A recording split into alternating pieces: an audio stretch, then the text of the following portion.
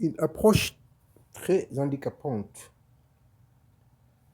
dans l'enseignement des mathématiques, surtout aux jeunes enfants, et qu'il arrive très souvent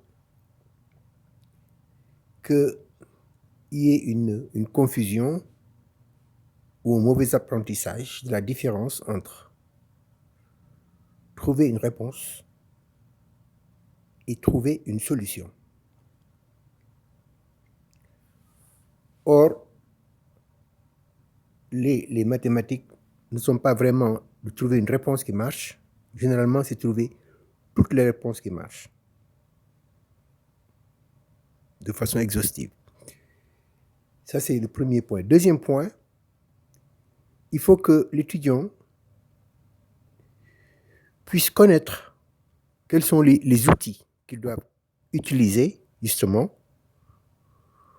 pour résoudre un problème, pour trouver une solution, plutôt que trouver une réponse qui marche. Parce que s'ils ont un problème qui est posé, quelles sont les normes qui sont ceci, cela, etc., ils essayent 2 chiffres ou 3, ils disent ça marche, donc ils pensent qu'ils ont résolu le problème, qu'ils ont trouvé une solution, ou la solution, ou les solutions. Donc quand ils ne connaissent pas quels sont les outils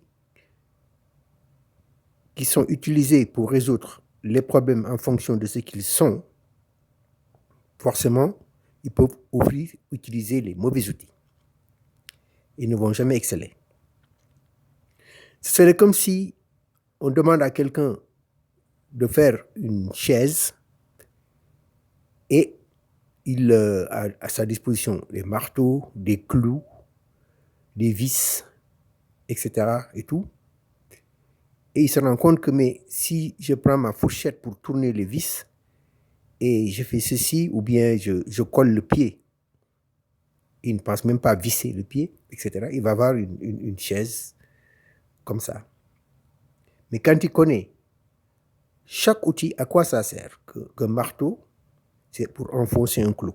Et dans cette situation, j'ai un clou, c'est la chose qui me permet de faire mieux que de la colle, et ainsi de suite. C'est très évident lorsqu'on parle, par exemple, de la compréhension de l'opération de multiplication, ou alors simplement la division.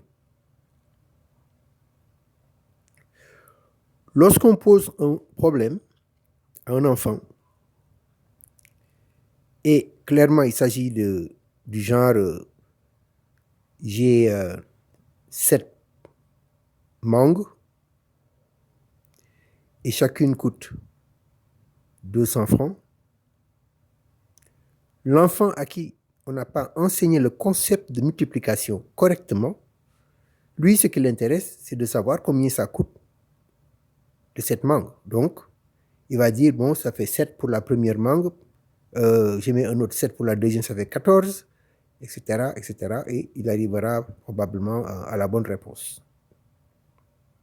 Mais ce n'est pas comme ça, parce qu'il n'a pas compris. Et en ce moment, il ne va jamais comprendre, il va grandir avec ça. Même chose pour la division. Donc, quelque chose de très important, ce serait ceci en fait. Si on pose un problème à un enfant de maths, on dit comment tu fais ça? Et il répond, je vais multiplier ce nombre par celui-là. Normalement, ça doit s'arrêter là. Ça ne doit pas aller chercher combien ça fait 21, 2100, ou ce n'est pas nécessaire, parce qu'il est important de savoir qu'il a compris l'outil ou le concept qui est adapté à une situation de cette façon. Une situation pareille. Et donc, lorsque on essaie d'introduire ce concept de multiplication, pour lui poser des occasions comme on a dit, on dit, par exemple, vous avez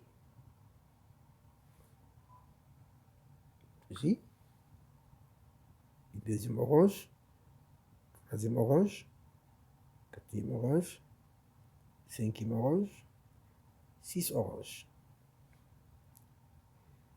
Et on dit que chaque orange coûte 300 francs. 3. Si l'enfant arrive à comprendre, on lui fait comprendre, ça veut dire que je serai dans une situation comme ceci. Pardon.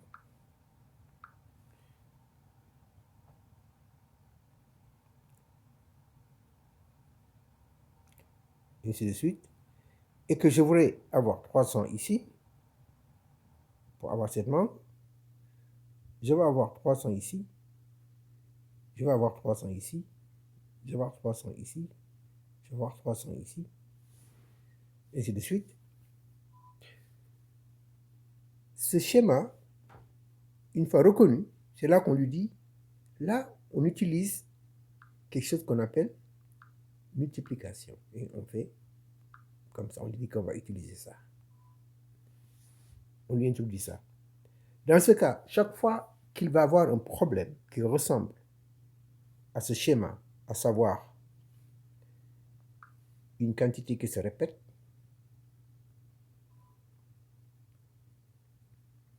il va penser à la multiplication. Donc, il aura su utiliser le bon outil en fonction du problème qui lui est présenté. Ainsi de suite. Donc, malheureusement, des fois, ce n'est pas approché de cette façon. Et donc, ils grandissent. Ils n'ont pas ces concepts. Ou bien, ils arrivent à mémoriser des choses. Ou alors, on voit même des adultes, ils ont les doigts sur la table et ils rajoutent 3 et puis un autre 3. Donc, ça fait 6 dans la tête mentalement, etc. Donc, ça, c'est juste un premier exemple. On peut en avoir d'autres.